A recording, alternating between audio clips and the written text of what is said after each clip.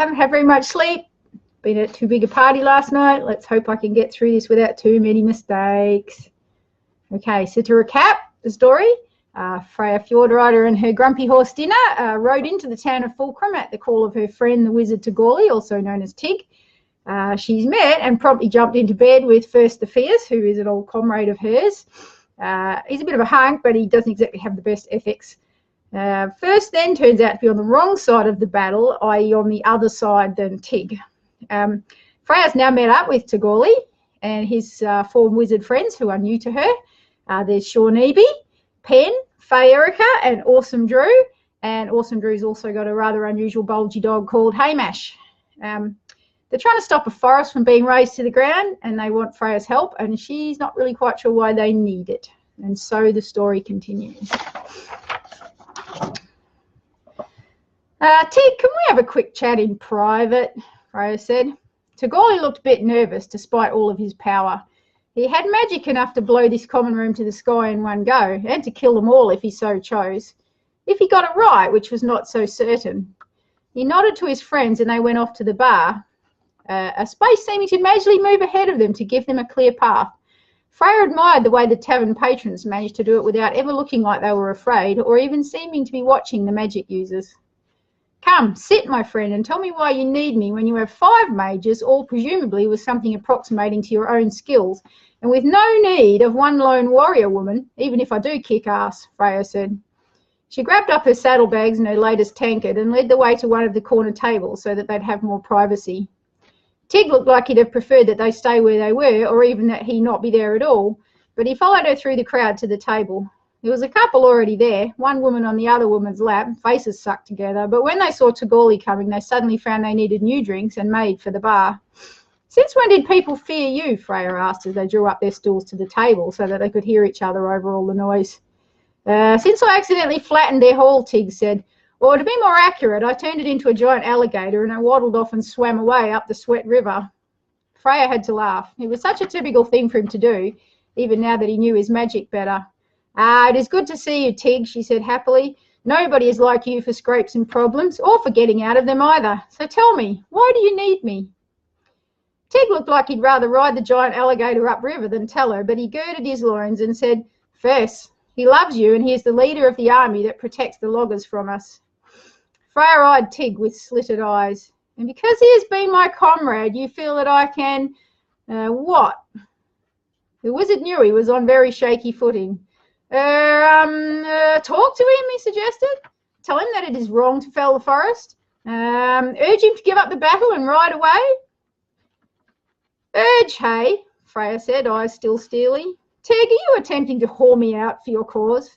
I hope not, because that would be the end of a beautiful friendship, and I don't mean mine and Fursa's. No, Tig said, arms waving madly, long face horrified at the thought. I just thought, he's so fond, he's got no softness in him for anyone else in the world, but you could talk to him, convince him.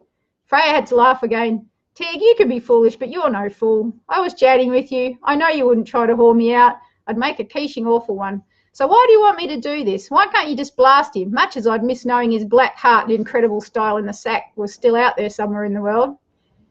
He's got a mage, a really bad one, a really powerful old one, name of Utterbar Starred. I have no idea who is paying for all of this, but they must want the forest badly because they're paying for not only Furse and his men, but also this evil near corpse as well. And Furkit, they all thought him dead years ago. Freya mused. A petty forest struggle doesn't seem like much of a challenge for a powerful wizard. It wasn't until we came on the scene, Tig said, looking seriously at Freya down his long twitchy nose.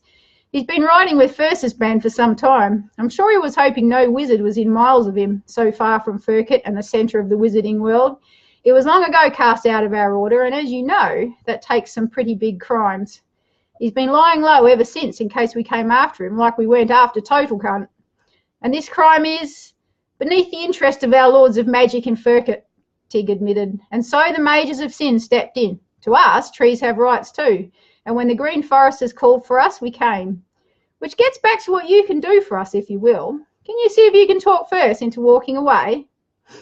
Freya laughed long and loud, so loudly that she took in too much smoky tavern air, coughed wildly, and had to take a gulp of ale to soothe her throat. Oh, for love of me, she said, wiping her eyes and still snickering to herself. Me and how much gold? She buffeted Tig on the shoulder with amusement. Because gold is and always will be Fursa's one true love. He would no more walk away from his path for me than I would for him. And yet he came to fight for you in hyperbole, even without you asking, Tagorli reminded her. A calculated gamble that ended up with him well rewarded for it by Hagar, Freya reminded him in return. First was ever a gambler. Tig shrugged in a hand-swinging, dramatic kind of way. All I ask is that you try, and if you fail, we are no worse off than there were before, he said. The soldiers of Plesha have no interest in timber, not with their miles of jungle, and will not protect the loggers.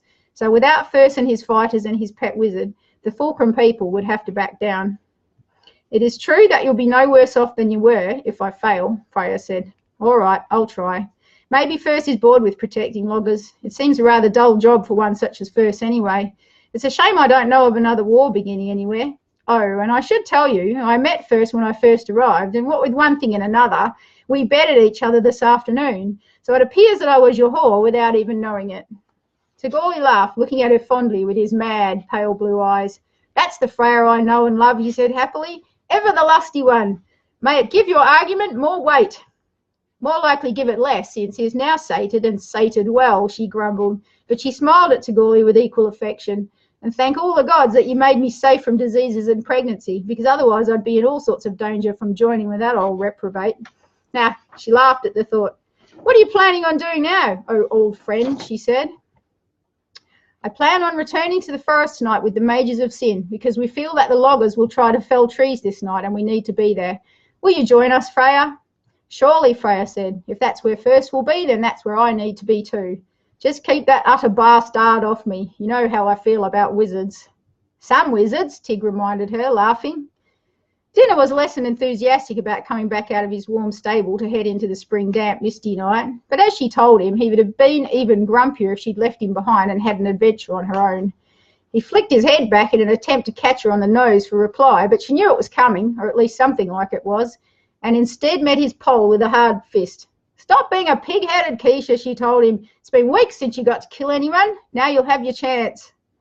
He cheered up mightily at that and cantered willingly on down the well-lit main street until Freya drew him up beside Tig and his mages, whose horses had been stabled elsewhere. Tig gave her a flowery wave of the hand to gesture her in beside him, and together they rode down the main street in a row of 6 abreast, 5 warrior mages and 1 pure warrior. And people went rapidly left and right rather than cross their tracks or come face to face with them. Freya couldn't help enjoying the sensation. Tig was mounted as ever on his wall-eyed orange and white fruitcake of a horse, aptly called Pook, who shied and tripped his way down the street, spoiling the tough image badly. Pook found dinner terrifying, but Tig had long ago a magic dinner to ignore both himself and his timid mount. On Freya's other side, Feorika's horse, an arch-necked dapple grey beauty with an incredibly long mane and tail, had no such protection, but every move on Dinner's part to bite or kick him was met with a graceful dance to the side to avoid him. Feorika rode him without saddle or bridle, and Freya was now not only jealous of her tattoos, but also her riding. She told herself that there was probably magic involved to make herself feel better. Beyond Feorika rode Shawneeby on a large and stocky horse with hairy fetlocks and a kind expression to match the owner's. When Shawneeby saw her looking at his mount, he grinned at her and said, I call him Bad Joe because he's an old chestnut. Young Drew and Bouncy Pen rode on Tig's left, and they groaned at Shawneeby's humour. To them, this was apparently a fun night out, if their enthusiasm was anything to go by. They had some sort of competition going as to how many loggers they would each incapacitate, and hearing this made Freya turn to Tig and say, I presume we do not kill loggers. Of course not, Tig said. It would be as bad as utter bastard. He cast Freya a wickedly cheeky grin then and said, though there has been some questionable but very apt turning of loggers into woodland animals. Since Freya's own dinner was such a magical result, she well knew that even a good magic user was happy to do such things. She had a bit of a snicker at the idea of a big tough logger suddenly finding him or herself a squirrel, then imagined herself being rendered the same by a wave of Fursa's pet magician's hand, and stopped snickering. Magic, brrr, so unnatural. Far better to chop people's heads off and be done with it. Dinner didn't know he'd been a man once, so he didn't really suffer, and Freya just had to hope he didn't remember the event of his gelding. She supposed that to a wizard of so-called ethics, it might seem better to make an enemy into an animal than to kill them. She stroked Dinner's long, sleek neck in apology. though he had been a horse for longer than she'd been alive. She knew the full story these days and had even met the wizard who had turned him. He definitely deserved it. Maybe those loggers did too. Got any plans to turn first into something? She asked Tig as they left the town boundaries and rode north along the trade route that led to the Twin Cities. Maybe some sort of bird, Tig suggested, then made a kind of hiccuping squeak and suddenly disappeared from beside her as Pook shied at a grumpy-faced dinner attracted to the grey on his other side, then ran rapidly backwards. Tig bounced up off the ground as fast as he landed on it, seemingly neither hurt nor offended by the event. But then it happened often. He wasn't the best of riders, and Pook was far from an easy horse. Freya's theory was that he rode the silly beast to keep him humble, since to a good man like Tig, the danger of his power would be that he might be corrupted by ego to the dark. Any time she asked if it was so, he would only smile and bow floridly for answer. They all pulled up their horses and waited while their leader remounted clumsily and then urged Pook back to his place between Freya and Drew. Maybe a really cute animal like a bunny or a mouse or something, he suggested as they rode on, carrying on the conversation as if it had never been interrupted. More suitable would be a wolverine, Freya said darkly. She had no illusions about the ferocity of her erstwhile chieftain, and he was for sure no fluffy bunny. They rode on as the moon rose to light their way, turning their course now east away from the trade road and heading into forest.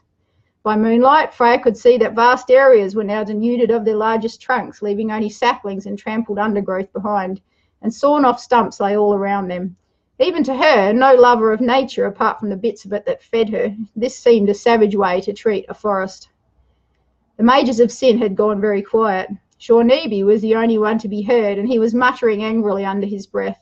Even the two younger ones were now silent, glaring about them with hatred shining in their light, bright eyes. It was the silence that gave them fair warning when the attack came.